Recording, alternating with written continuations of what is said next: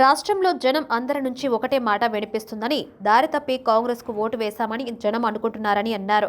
కాంగ్రెస్ ఇచ్చిన హామీలు చూసి మోసపోయామని జనం చెబుతున్నారు అని అన్నారు. తెలంగాణ భవన్లో మీడియాతో మాట్లాడిన కేటీఆర్ రేవంత్ సర్కార్పై తీవ్ర విమర్శలు చేశారు. గ్రేటర్లో గోషామహల్ మినహా అన్ని మనమే గెలిచామన్నారు. కాంగ్రెస్ ఇచ్చిన దొంగ హామీలు జనంలోకి తీసుకెళ్లారని కార్యకర్తలకు పిలుపునిచ్చారు. కాంగ్రెస్ నాయకులను విడిచి పెట్టే ప్రసక్తి లేదన్నారు. అందరికీ అన్ని ఇస్తామని చెప్పి ఇప్పుడు కొందరికి కొన్ని అంటున్నారు. అన్ని హామీలు ఇచ్చే వరకు వదిలిపెట్టం. సచివాలయంలో లంకె బిందెలు ఉండవని ఎద్దేవా చేశారు. ప్రతిసారి మేడిగడ్డ నుంచి ఎత్తిపోయాల్సిన అవసరం లేదని అన్నారు. నీటి లభ్యత ఉన్న సమయంలో ఎల్లంపల్లి, మిడ్ మానేరు నుంచి సైతం నీటిని లిఫ్ట్ చేయవచ్చన్నారు. కాళేశ్వరం ప్రాజెక్టు కేసీ ప్రతిపాదించిన తర్వాత ఆ ప్రాజెక్టు సమగ్ర స్వరూపం మారి మేడిగడ్డ, అన్నారం, సుందిల్లా దగ్గర బరాజ్లు 141 టీఎంసీల సామర్థ్యం ఉన్న రిజర్వాయర్లు పూర్తి చేశారని అన్నారు. 88 నుంచి 681 మీటర్లకు నీటిని లిఫ్ట్ చేయాలంటే ప్రపంచంలోని అతిపెద్ద బాహుబలి మోటార్లు 139 మెగావాట్ల సామర్థ్యం ఉండే మోటార్లను పెట్టి జలాధార, జీవాధార తెలంగాణకు కరువు అనేది తిరిగి చూడకుండా వరప్రదాయినిలా కాళేశ్వరాన్ని ప్రాజెక్టు నిర్మించారని అన్నారు. కొత్త ఆయకట్టు, స్థిరీకరించే ఆయకట్టు 2 కలిపితే 40 లక్షలపై చిలుకు ఎకరాలకు నీటిని అందిస్తుందన్నారు.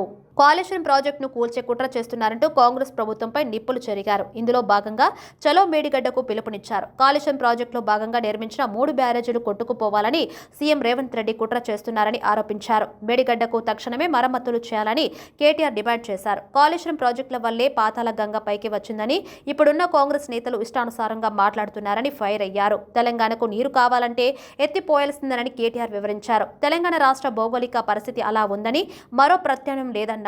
ఇంజనీర్స్ చెప్పారు కాబట్టే ఎత్తిపోతలకు డిజైన్ చేశామని కేటీఆర్ వివరించారు. ఖర్చులు, లాభాల లెక్కలు వేస్తే హాస్పిటల్స్, ఐఐటీలు కట్టొద్దని అన్నారు. సీఎం రేవంత్ రెడ్డి, మంత్రి ఉత్తమ్ సన్నాయి నొక్కుతున్నారని కేటీఆర్ ఫైర్ అయ్యారు. నీళ్లు రాకుండానే తెలంగాణ భూముల ధరలు పెరిగాయా అని ప్రశ్నించారాయన.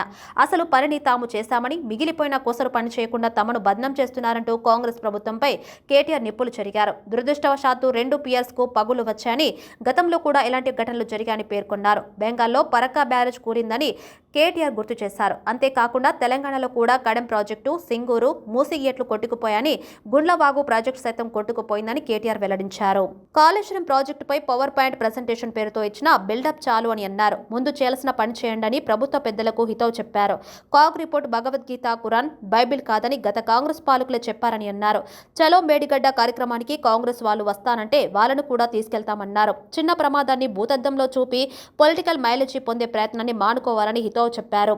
బీఆర్ఎస్ ఎమ్మెల్యేలు, ఎమ్మెల్సీలు సహా ముఖ్య నేతలందరితో కలిసి దశల వారీగా కాళేశ్వరం ప్రాజెక్టును సందర్శిస్తామని అన్నారు. అన్ని వాస్తవాలను ప్రజలకు వివరిస్తామని కేటీఆర్ తెలిపారు. ఈ క్రమంలోనే వచ్చే పార్లమెంటు ఎన్నికల్లో గులాబీ జెండా ఎగరాలని కార్యకర్తలకు దిశానిర్దేశం చేశారు కేటీఆర్. కాదు, మాకైతే అనుమానం ఉంది. రేవంత్ రెడ్డి గారు ఆయన మాట్లాడుతున్న మాటలు, ఆయన చేస్తున్న ఆలోచనలు, ఆయన చేస్తున్న ప్రకటనలు చూస్తుంటే ఖచ్చితంగా ఒక కుట్రపూరితమైన ఆలోచనతోనే ప్రభుత్వం ఉన్నట్టుగా మేము అనుకుంటా ఉన్నాం.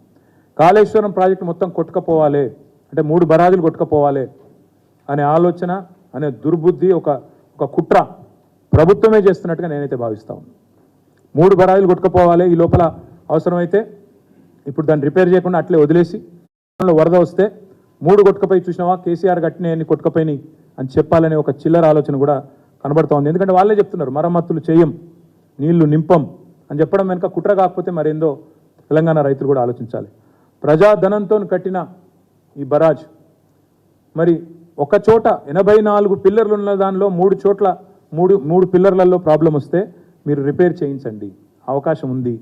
ఇంజనీరింగ్ నిపుణులను పంపించండి, ఇబ్బంది ఉంటే ప్రజలకు చెప్పండి. కానీ సోషల్ మీడియాలో చిల్లర ప్రచారాలు చేయకండి.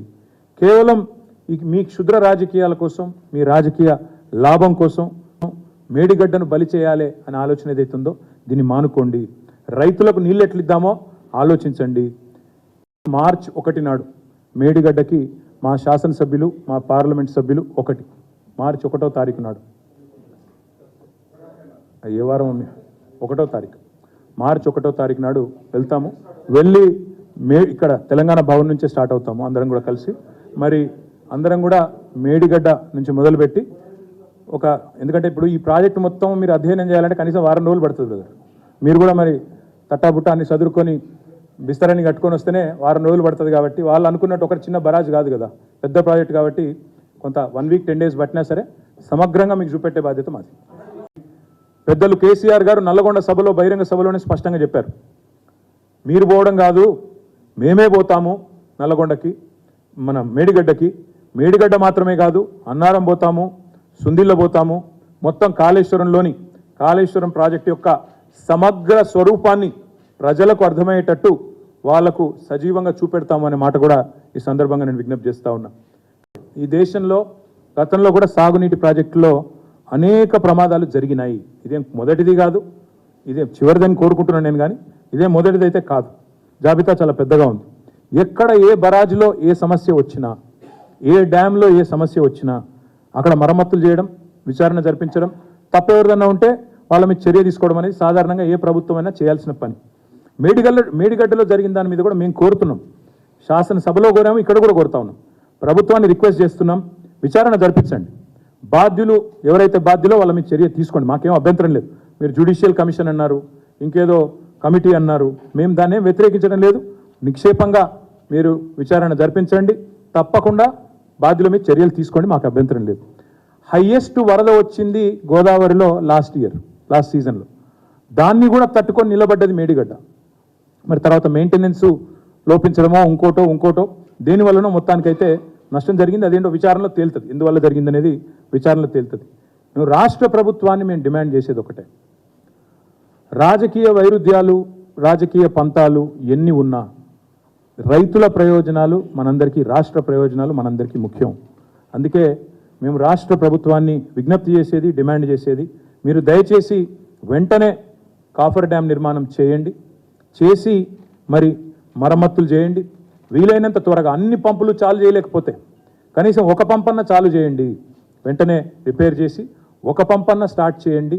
స్టార్ట్ చేసి రాబోయే, మరి మాకు ఉన్న సమాచారం ప్రకారం కొంతమంది ఇరిగేషన్ అధికారులు కూడా మరి రైతులకు చెప్తా ఉన్నారు, అక్కడక్కడ ఏప్రిల్ మాసంలో, మే మాసంలో, జూన్ మాసంలో మంచినీళ్ళకే గోస ఉంటుంది, మీకేడికెళ్ళి నీళ్ళు ఇస్తాం, మీ పంటలకి నీళ్ళు ఇవ్వలేమని కూడా చెప్తా ఉన్నారంట. కాబట్టి నేను రాష్ట్ర ప్రభుత్వానికి విజ్ఞప్తి చేసేది, మీరు దయచేసి రాజకీయ పంచాయతీలు పెట్టండి, గొడవ చేయండి, మమ్మల్ని బదనాం చేయండి, మా మీద కోపం ఉంటే తీర్చుకోండి, అభ్యంతరం లేదు. కానీ మా మీద కోపం రైతుల మీద తీయకండి, మా మీద కోపం తెలంగాణ రాష్ట్రం మీద తీయకండి. చేయాల్సిన పని చేయకుండా శ్వేతపత్రాలు, ఇంకా పవర్ పాయింట్లు, ప్రాజెక్టు విజిట్లు అని దుమ్మెత్తిపోసే కార్యక్రమం ఏదైతే చేస్తున్నారో ఇది మంచిది కాదు అనే మాట కూడా రాష్ట్ర ప్రభుత్వానికి నేను విజ్ఞప్తి చేస్తా ఉన్నా. చిన్న డ్యామేజీని భూతద్దంలో పెట్టి చూపెట్టి, చిన్న డ్యామేజీని నేను కేర్ఫుల్గానే వాడుతున్నాను.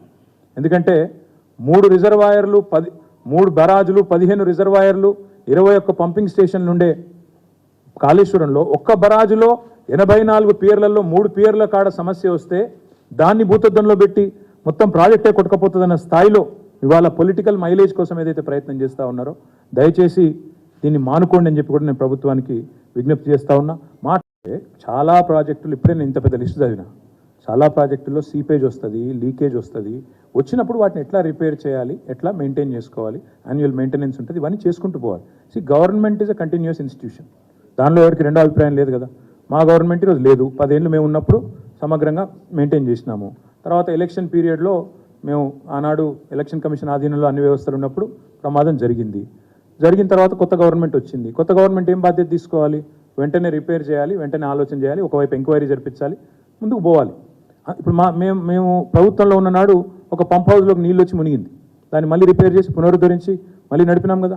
శ్రీశైలం, వాళ్ళు కట్టిన శ్రీశైలంలోని జెన్కో ప్రాజెక్టులో కూడా నీళ్ళు వచ్చినాయి కదా, అక్కడ కూడా మేము రెస్టోర్ చేశాం కదా, మేమేం బదనాం చేయలేదు కదా. శ్రీశైలం మీరు కట్టారు, ఇంజనీరింగ్ తప్పు కాబట్టి ఈరోజు ఇట్లా అయింది, బదనాం చేసే కార్యక్రమం తర్వాత చేద్దరు, మాకు ఇబ్బంది ఏం లేదు.